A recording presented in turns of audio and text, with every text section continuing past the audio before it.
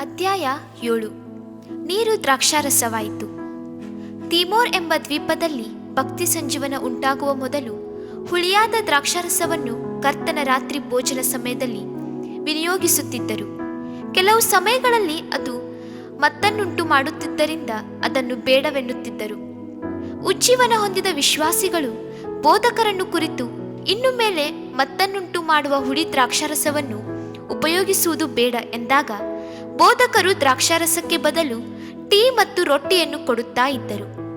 ಒಂದು ದಿನ ಕರ್ತನು ವಿಶ್ವಾಸಿಗಳೊಡನೆ ಮಾತನಾಡುತ್ತಾ, ನೀವು ದ್ರಾಕ್ಷಾರಸಕ್ಕೆ ಬದಲು ಟೀ ಪಾನ ಮಾಡುವುದು ಬೇಡ.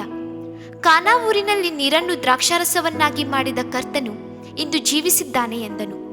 ಈ ಮಾತುಗಳು ವಿಶ್ವಾಸಿಗಳಿಗೆ ಬಹು ಉತ್ತೇಜನ ನೀಡಿತು. ಅಂದು ರಾತ್ರಿ ಭೋಜನ ಸಂಸ್ಕಾರಕ್ಕೆ ನೀರನ್ನು ದ್ರಾಕ್ಷಾರಸವನ್ನಾಗಿ ಕರ್ತನು ಮಾರ್ಪಡಿಸಬಲ್ಲವನೆಂದು ದೃಢವಾಗಿ ನಂಬಿದರು. ಆದ್ದರಿಂದ ಒಂದು ದೊಡ್ಡ ಪಾತ್ರೆಯಲ್ಲಿ ನೀರನ್ನು ತುಂಬಿ, ಕರ್ತನೆ, ಅಂದು ಕಾನಾ ಊರಿನಲ್ಲಿ ನೀರನ್ನು ದ್ರಾಕ್ಷಾರಸವನ್ನಾಗಿ ಮಾರ್ಪಡಿಸಿದ ಹಾಗೆ ಈ ದಿನದಲ್ಲಿ ಈ ನೀರನ್ನು ದ್ರಾಕ್ಷಾರಸವನ್ನಾಗಿ ಮಾರ್ಪಡಿಸು ಎಂದು ಪ್ರಾರ್ಥಿಸಿದರು.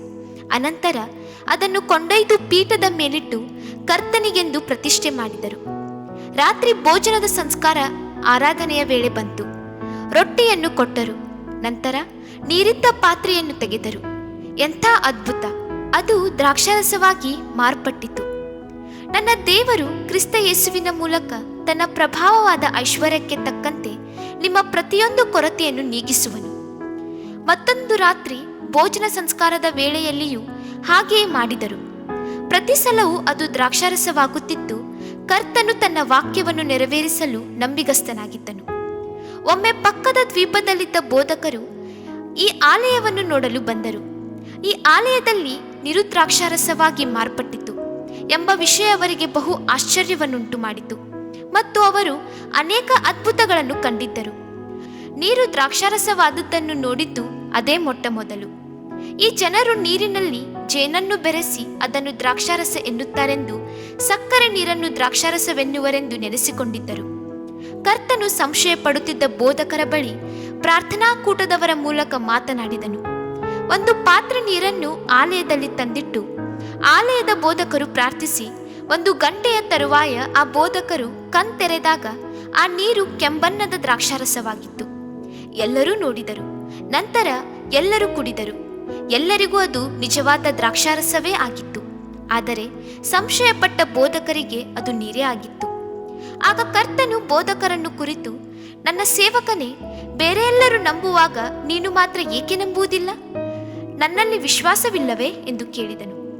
ಆ ಸೇವಕರು ಕೂಡಲೇ, ಕರ್ತನೇ, ನಾನು ನಿನ್ನನ್ನು ನಂಬುತ್ತೇನೆ. ಈ ನೀರನ್ನು ನೀನು ದ್ರಾಕ್ಷಾರಸವಾಗಿ ಮಾರ್ಪಡಿಸಿದ್ದಕ್ಕೆ ಸ್ತೋತ್ರಿಸುತ್ತೇನೆ ಎಂದರು. ಆಗ ಕರ್ತನು ಆ ಬೋಧಕರಿಗೆ, ನೀನು ಸತ್ಯವೇದವನ್ನು ತೆಗೆದು ಇಬ್ರಿಯ ಅಧ್ಯಾಯ 11, 12ನೇ ವಚನವನ್ನು ಓದಿ ನೋಡು. ಆ ಬೋಧಕನು ಸತ್ಯವೇದವನ್ನು ತೆರೆದರು. ಆ ವಚನವು ಮೃತಪ್ರಾಯನಾಗಿದ್ದ ಒಬ್ಬನಿಂದ ಆಕಾಶದ ನಕ್ಷತ್ರಗಳಂತೆಯೂ ಸಮುದ್ರ ತೀರದಲ್ಲಿರುವ ಉಸುಬಿನಂತೆಯೂ ಅಸಂಖ್ಯವಾಗಿ ಮಕ್ಕಳು ಹುಟ್ಟಿದರು ಎಂದು ಹೇಳುತ್ತದೆ. ಕರ್ತನು ಅಬ್ರಹಾಮನನ್ನು ಕುರಿತು ಆ ಬೋಧಕರೊಂದಿಗೆ ಮಾತನಾಡಿ, ಅವನು 100 ವರ್ಷ ಪ್ರಾಯದವನಾಗಿದ್ದಾಗೂ ಕರ್ತನನ್ನು ನಂಬಿ ಆಶೀರ್ವಾದವನ್ನು ಹೊಂದಿಕೊಂಡವನಲ್ಲವೇ? ನೀನು ಯಾಕೆ ಇಷ್ಟು ಅವಿಶ್ವಾಸಿಯಾಗಿದ್ದಿ ಎಂದನು. ಬೋಧಕನು ಕೂಡಲೇ ತನ್ನ ಅಪನಂಬಿಕೆಯನ್ನು ಕರ್ತನ ಬಳಿ ಅರಿಕೆ ಮಾಡಿ, ಕರ್ತನೆ, ನಾನು ಇದನ್ನು ದ್ರಾಕ್ಷಾರಸವಾಗಿ ರುಚಿ ನೋಡುವಂತೆ ಕೃಪೆ ಮಾಡು. ಈ ನೀರನ್ನು ದ್ರಾಕ್ಷಾರಸವಾಗಿ ಮಾರ್ಪಡಿಸಿದ್ದಕ್ಕೆ ಸ್ತೋತ್ರ ಎಂದರು. ಅವರು ಕುಡಿದು ನೋಡಿದಾಗ ಅದು ಸಂಪೂರ್ಣವಾಗಿ ದ್ರಾಕ್ಷಾರಸವಾಗಿತ್ತು.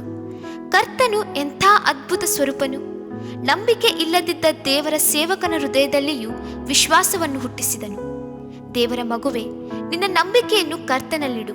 ಮಹತ್ತರವಾದದ್ದಾಗಲಿ ಸಣ್ಣ ಅದ್ಭುತವಾಗಿರಲಿ, ಕರ್ತನು ಅದನ್ನು ನಿನ್ನ ಜೀವಿತದಲ್ಲಿ ಮಾಡಲು ಮಹಿಮೆಯುಳ್ಳವನಾಗಿದ್ದಾನೆ. ಕರ್ತನು ನಿನ್ನ ವಿಶ್ವಾಸವನ್ನು ಹೆಚ್ಚಿಸಿ ನಿನ್ನನ್ನು ಆಶೀರ್ವದಿಸಲಿ. ಆಮೆನ್.